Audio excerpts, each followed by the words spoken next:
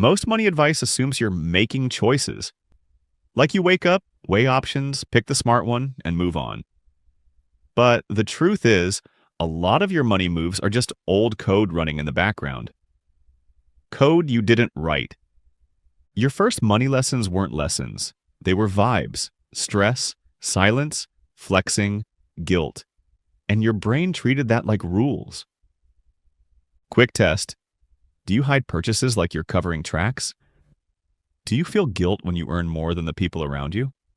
Or do you blow money the second you finally feel free, like you have to grab it before it disappears? In this video, you're going to decode 3 childhood systems that quietly steer your bank account, and you'll learn how to rewrite them without getting weird about money.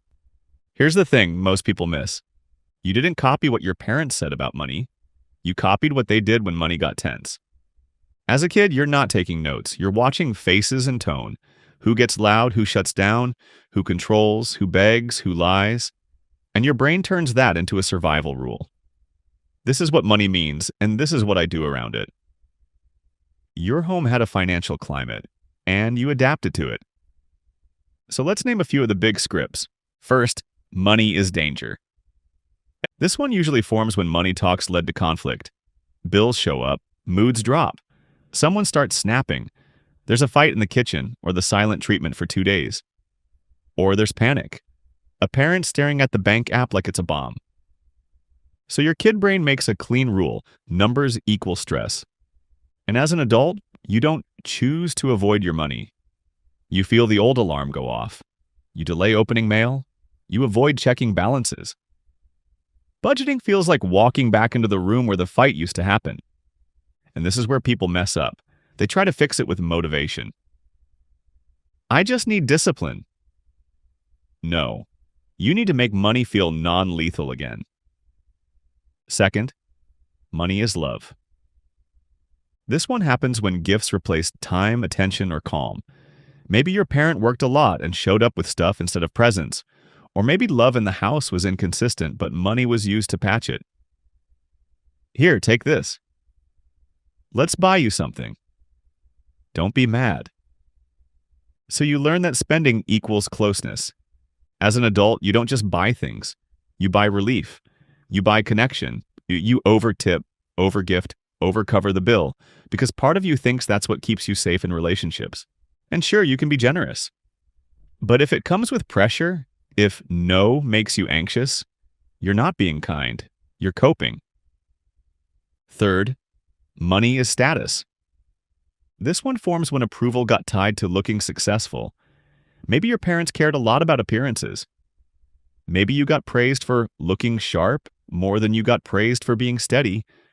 Or maybe your family had a chip on their shoulder about being seen as less than, so money became armor. So you learn. Looking rich equals safety. And then you upgrade fast. You chase brands. You treat the outside like it can protect the inside. And yeah, the system is designed to feed this. Status is an easy lever to pull. But here's the shortcut.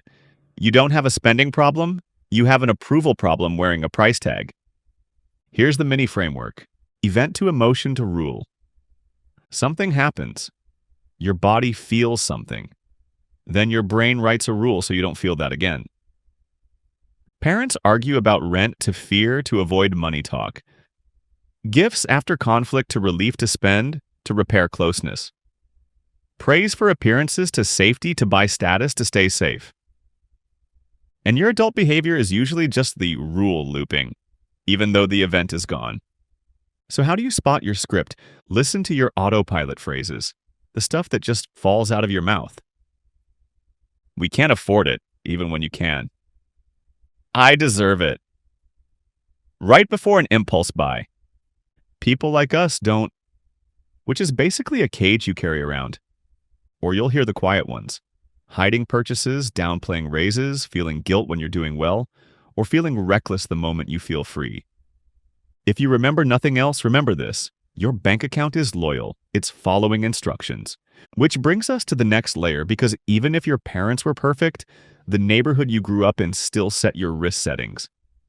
Now zoom out from your house to your environment, because this part is sneaky. Most people think childhood environment just means how much money your family had. But your brain doesn't grow up on income. It grows up on predictability. Did bills get paid the same way each month? Did problems show up on schedule or drop out of the sky? Did the future feel real, or did everything feel like it could collapse on a random Tuesday? That's what sets your risk dial. And once it's set, you don't feel like you're making choices. You feel like you're responding to reality. First setting, scarcity. Scarcity isn't just we didn't have a lot. Scarcity is the constant signal that there's not enough and it could get worse. So your kid brain learns later is fake. So you grab wins now. The snack, the little upgrade, the quick hit. Because your nervous system is trying to lock in value before it disappears. And then as an adult, you leak money in 100 small ways. Not because you're dumb, because the present feels like the only safe time. Here's the tell. You're good at surviving the week, but bad at building the month. Planning ahead feels like you're tempting fate. Second setting, chaos. Chaos is different. Chaos is when the problem isn't not enough, it's nothing is stable. Maybe there were constant emergencies, cars breaking, job changes, family drama, sudden moves. Money became a fire extinguisher, not a plan, just reaction. So you grow up and you keep cash just in case, but you don't build a system. You might even make decent money, but it still feels like one surprise could wipe you. Because you learned the hidden rule, calm never lasts, so don't trust it. And this is where people get trapped. I need to be more optimistic. No, you need fewer high-stress money decisions. Chaos-trained brains don't fail from lack of knowledge. They fail from living in threat response. Third setting, abundance with anxiety. This one confuses people because on paper you had stuff, but emotionally things weren't steady. Love was conditional, anger was random, criticism was constant, or you never knew what mood you were walking into. So you learned, resources don't equal safety. And then spending becomes control. Buying is one of the few moments where you can force certainty. If I can buy it, I'm safe. Now layer in the social mirror because your environment isn't just your home, it's your peers. Whatever your friends did with money became normal. What a weekend costs, what dating costs, what counts as cheap. You didn't pick those numbers, they got installed. And the system is designed to exploit this. If everyone spends like the future is guaranteed, you either keep up or feel like you're falling behind. Even if you know it's irrational, more income doesn't fix a low-trust environment in your head. It just gives your script a bigger budget. So what does this mean for you? It means you don't just need better habits. You need to reset your risk dial. You need your brain to believe the future is real, calm can last, and saying no won't kill your social life. Which brings us to the rewrite because awareness without a new system just turns into self-blame. So here's the pivot. You don't beat a childhood script with shame. Shame just keeps you stuck in I'm broken mode. You beat it with systems. First rule, stop calling it willpower. Call it friction. Friction is you changing the setup so the bad default is annoying and the good default is easy. So what does that look like? Here's the rewrite loop. 3 moves. You can do it even if you're not a money person. Notice the trigger. Name the script. Install a new rule you can actually follow. Notice the trigger is literal. It's not I'm irresponsible. It's I spend when I feel judged. Or I buy stuff when work is chaotic. Or I check out when I see the credit card balance. You're looking for the moment your body shifts. Tight chest, fast scroll. That little, whatever, I'll deal later. Then name the script. Not as a therapy label, as a simple line. Money is danger. Money is love. Money is status. Later is fake. The reason you name it is because unnamed rules feel like reality. Named rules feel like code. And code can be changed. Now you install a new rule. And this is where people overcomplicate it. Your new rule should be small enough that you'll do it on a bad day. Start with one proof win, a weekly money check that's short and calm. Pick one day, 10 minutes, same time. You look at three things: your main balance, your credit card, and what you spent on the last three categories you tend to leak in. That's it. No punishment. No spreadsheet Olympics. You're teaching your brain that numbers don't equal danger. Next, replace coping buys with a delay mechanism. You're not trying to never want things. You're trying to stop instant yes. So use a 24-hour rule for non-essentials.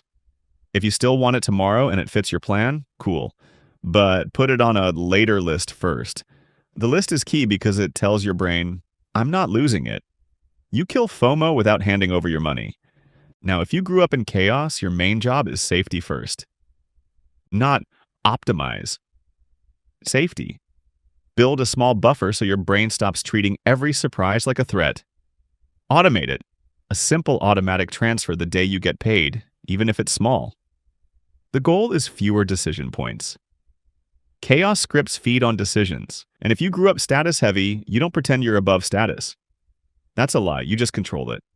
Set a status budget on purpose. Choose one lane to flex, not 10. Maybe it's travel, maybe it's clothes, maybe it's your place. But you pick it, you cap it, and you stop bleeding money everywhere just to feel enough. This clicked for me when I realized your script isn't trying to ruin you. It's trying to protect you with the only tools it learned. You're just upgrading the tools. So here's the move this week. Your bank account isn't weak. It's loyal to rules you learned before you could spell interest. Write down the top 3 money phrases you heard growing up. Label each as danger, love, status, or scarcity. Then pick one new rule you'll run for 7 days. Like Carl Jung said, if you make the unconscious conscious, it will direct your life, and you will call it fate. If you want the full playbook on rewriting spending triggers and building automatic systems, make sure you subscribe. And drop a comment. What hidden rule are you trying to decode next? See you in the next one.